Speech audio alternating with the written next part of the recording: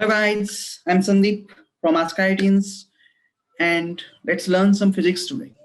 Okay, so today we are going to start a new chapter which is called as force. Very interesting chapter, right? Why I'm saying interesting? Because we are going to use this chapter, this forces concept in our everyday life. Okay, so now what you can see on the screen, one person is there. Obviously, everybody knows the name of this person. Who is this? That's right. That is Isaac Newton. We know the very famous story that the apple falls on his head and then rest is history, obviously. Right. But is that the gravity, that apple thing, is the only thing he invented or studied? No. I have put one image here where you can see a lot of things there. He's holding some prism and there is a diffraction, dispersion of light into different colors, right? Also, I can see sun and the planets are revolving around the sun there. Moon, oceanic waves, something there, then our telescope thingy there, right? So Newton not only studied gravity, but have studied a lot of things, right? So remember, at least until 12th, Newton is our most famous and scientist we are going to study, right? And a lot of theories, a lot of derivations are put there by the Newton. Okay, so as I said, today's chapter, that is force, is going to be very interesting. Now let's talk first, what is force, right? So consider one very simple situation. Consider your family goes on vacations, right? That's good. Now your whole family is going on vacations, your mother, your father, your brother, and you, right? Let's say you are going on a vacation and at some particular point, at some point, your cars break down. What will happen? Your father asks you and your brother to go and push that car, right? Obviously, you cannot go because someone needs to be on steering, right? We know this thing, simple. So consider your brother goes out and start pushing like this, okay? And also you went down and now consider you also start pushing this car, but from the front. So you apply the force on the car on the front. What will happen? One thing I'm very sure of, that your father will be very angry. Why? Because this is not the way you push the car. Simple. What do you have to do? You have to go back with your brother and then start the pushing car from this side. Very simple thing, right? So what I'm saying, one word is very important: pushing the car. Right? So you are applying the force, means pushing the car, right? So can I say, tell me one thing, can I say pushing is some kind of force? Is it? Maybe. Now let's take consider another situation. Now, even though you're pushing that car, but this car, obviously we know it is very heavy, so it is very difficult to push that car. So you're not able to push that car, right? What you guys will do, obviously, now you're going to call tow truck. So tow truck, just let me draw it bigger, obviously.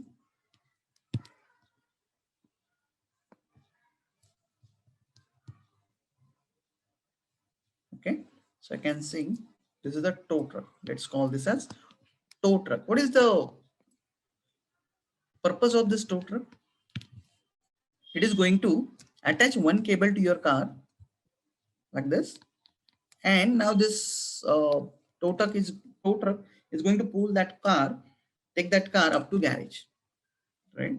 So again, I will repeat, that tow truck is going to pull that car, your car, up to garage. So is it applying the force? Yes. But you applying the force? Yes. Right? You are pushing, tow truck is pulling. Both objects are doing the same thing. Obviously, the force applied by you on the car will be small, but the tow truck can apply a lot of force and obviously can take that car to the garage, right? So this pushing and pulling, or push and pull, are called as simply force, right? Simple. So what I can say, force is the push and pull. right? Okay. Now, initially I told you that if you went on the front side of the car and start pushing that in the opposite direction, it is not going to work. Why it is not going to work? Obviously, your brother is pushing from behind, you are pushing from the in front of the car. What will happen? Force of your brother, force because of you will get nullified, we can say, and there will be no effect. Car will not be pushed, right? Therefore, remember, force also needs magnitude. Magnitude means how much force you are applying. It also needs direction. So direction is also very important. In which direction you are applying the force. Okay. Now let's watch this very small video for push and pull. So it will get our understanding very clear about the push and pull. Video, we are going to learn about how people can make things move, like how this boy is moving these magnets. Cool, huh? We are going to be talking about two forces that move objects. These forces are called push and pull. You use these two forces every single day. That's right. We want to help you know the difference between a push and a pull and how to identify them so you know exactly how you are moving the objects around you. First, a rope. Yeah, not very exciting, not super exciting. It's just a rope sitting there. But have you ever played this game before? Now, all of a sudden, we're having lots of fun, aren't we? What is this game called? Yes, Tug of War. Yeah. Tug of War is a game that is played all over the world and was even played in ancient Egypt and ancient China. In Tug of War, you want to move the rope toward you until you've won. It's all about moving the rope. Applying force on an object toward you is a pull. Pulls bring objects toward you. That's what a pull is. Here the children are pulling on the rope. They are moving the object toward them. They're moving the rope toward them, aren't they? So, what are pushes? Well, a push is the opposite. Pushes move objects away from you. Can you say that with us? Pushes move objects away from you. Fantastic. Wow, do you know what this girl is doing? Uh-huh, she is building a snowman. But she is just getting started. Whoa, look how big this snowball has gotten. She is using force to move the ball away from her. These are called pushes. She is pushing the snow along. Here's another push. This boy is pushing this girl in a car. Whew. Pushing can be hard work. The difference between a push and a pull is in the direction it is going. A push moves an object away from you. A pull moves an object toward you. You try now. Is this a push or a pull? Yes, a pull, because they applied force to move the rack toward them. This is a pull. Okay, so we're just gonna watch them load up dishes, huh? Okay.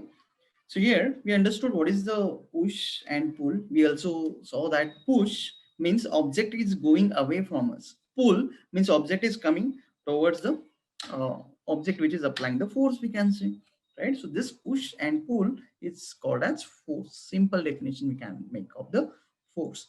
Okay. Now let's see what topics we are going to cover in this case. Force, we already know now definition of force. You can see it is the push and pull. Then what are the balanced and unbalanced forces?